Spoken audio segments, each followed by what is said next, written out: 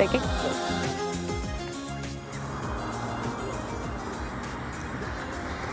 Neticam, bet mēs esam Purvu ciemā. Kaut tik nav. Halo, te kāds ir?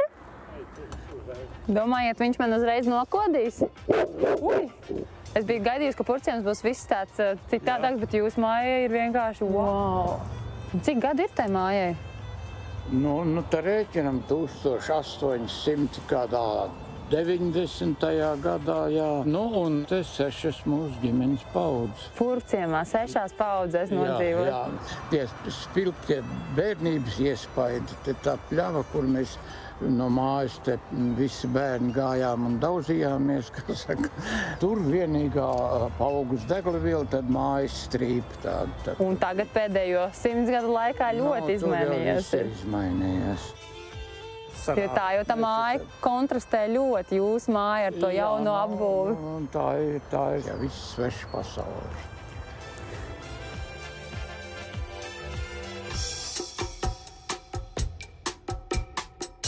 Mēs atrodamies Madonas ielā, jā? Kurā numurā? Madonas ielas 23, ja šeit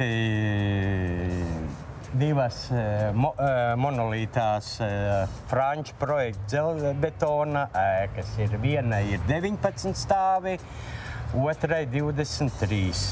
Es esmu dzirdējis, ka šīs mājas saucot par Ādamu un Ievu pat. Ādamu un Ievu, puisīti un meitiņa, jā.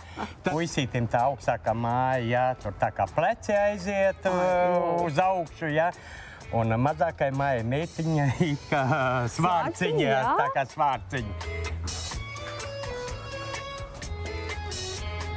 Teritorijā. Neesam gluži uz jumta, ja, bet esam, var teikt, uz jumta terases. Wow! Tā kā Francijā? Jā, kā Francijā domāts ārā kafejnīca, kur cilvēks var uzcept kaut ko, atpūsties, apskatīties, pasauļoties. Bet te jau viss redz. Šeit no augšas mēs varam jau redzēt, var teikt, visu Purvciemu. Tad kādas ir tās konkrētās pa ielām robežas? Konkrētās robežas ir dzelzceļš, pirmā robeža, jā. Tālāk iet deglaviela. Tas ir pa Sānu. Jā, pa Sānu, jā, viss deglaviela aiziet, jā, līdz Dreiliņiem. Mežs ciems, Biķernieku mežs. Un tā viņš visu šito rajonu ietver. Tur pašā augšā arī var uzkāpt? Jā, šeit pašā augšā tas jumts sastāv no vairākiem līmeņiem. Taņa, ja ķibē, kā jūs domājat, kas tur rakstīts? Ļubļu.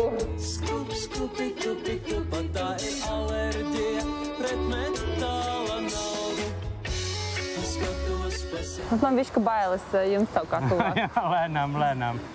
Kādi ir tie galvenie apskats objekti, ar ko Purvčiks ir zināms un slavens pat?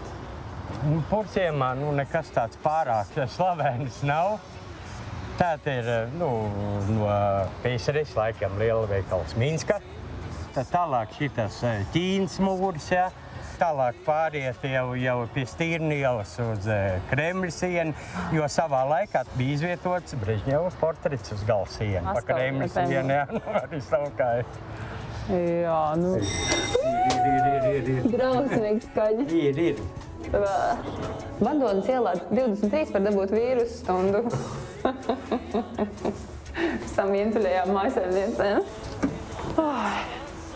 Es šajā mājā 30 gadus jau dzīvoju, viņš jau mazāk droši. Es no viņa dibināšanas. Jūs arī dzīvojat Ādamā? Nē, viņš nedzīvo Ādamā. Kā jums patīk ciemoties Ādamā? Ir tā sajūta, kā Ādams un Ieva un tad citādāk? Ļoti vīrišķīgi enerģija, es tik kaujiniecis, kas palikusi, ka Abi divi grēcinieki. Abi divi grēcinieki. Kā viens tā otrs. Gan Ādams, gan Ieva. Sievu visu krāmē. Viņš būtībā iesēžās tās caurules, ja, un lēnām sāk skalot ārā. Bet tad purvs tomēr jūt, jā? Jā, protams, iespēja atstāja. Bet agrāk te bija kaut kādi lopu pļavas? Agrāk te ganījās kaziņas, ja, no kazu pienu varēja nopirkt arī. Sveicināti! Jūs barojat kaķīšus?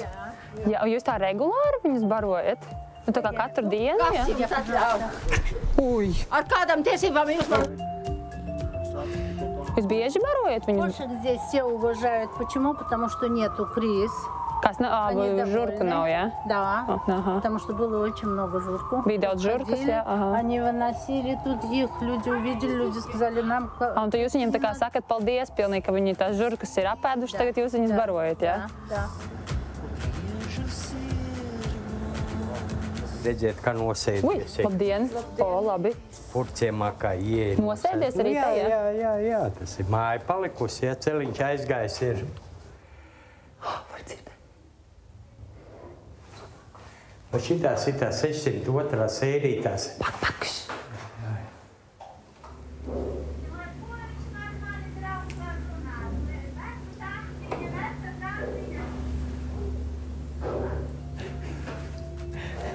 Porčika sarunās.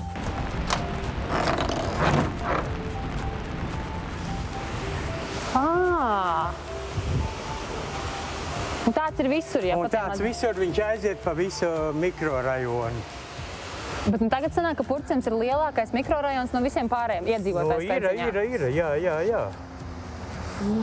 Uj, kāds skaists flīzītes te ir. Tāds bieži izmantoja?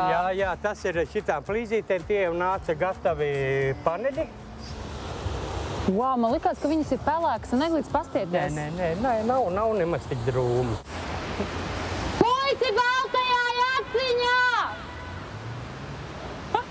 Nu pamāj man! Paldies! Diezgan labi, akustika te ir. Kaut kas tur skan.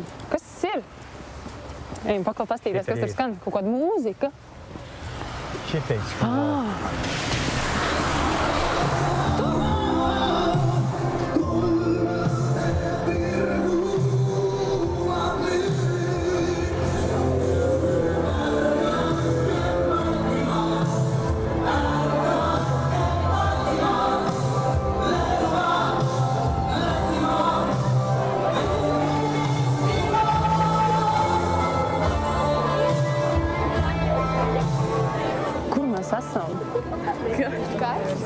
Un kas tur notiek? Baltijas ceļš? Ko izskanēja Baltijas ceļa himna. Un šodien mums ir tā iespēja tikties ar šīs dziesmas autoru. Un es dodu vārdu Valdim Pavlovskim.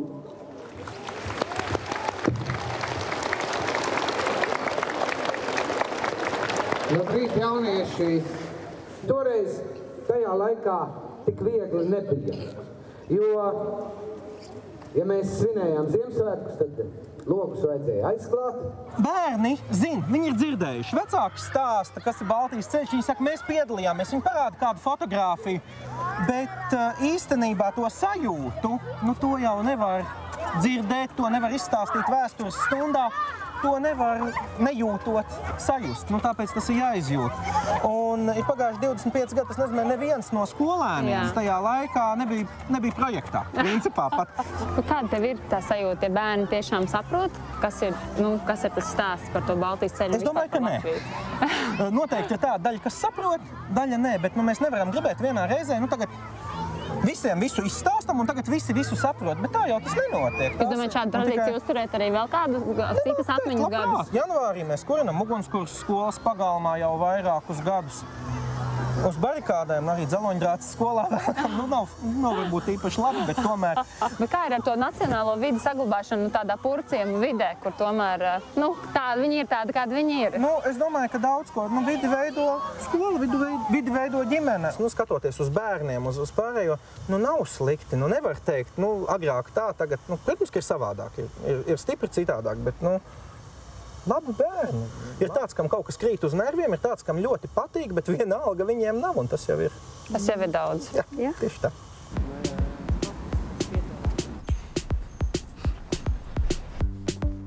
Wow! Pašiem savs mazdārziņš. Tas, laikam, cūciņš, zaķīts, ezīts. Wow! Kāda jums tā ideja bija par to dārziņu? Ziniet, man vesels albums ir. Jā? Gadā 2-3 reizes mainu to visu. Ot, redziet, kā tas mums te visādas figūras, kas te mums tik nedzīvo. Pastāstiet, kas tas tāds ir? Tas ir pavasarī agri. Uz lieldienām, Tas uz lieldienām domāts bija. Bet tas puisīts raud. Nu jā, viņš raud, viņam asaras birst, tāpēc, ka viņu mēs likām uz Jāņiem. Tāpēc, ka līgo beidzās, un viņš sāka raudāt. Ja te smuki, te jums arī smuki. Jūs redzat, iedvesmojat cilvēkus izdekorēt arī savas mājas. Un kā jums pašai te Purvciemā tā sajūta? Labi te dzīvot? Prima, redziet, šita koki, un tajā pusē mums ir koki. Un tur liels laukums ir, un vispār te ir ļoti forši, ļoti forši.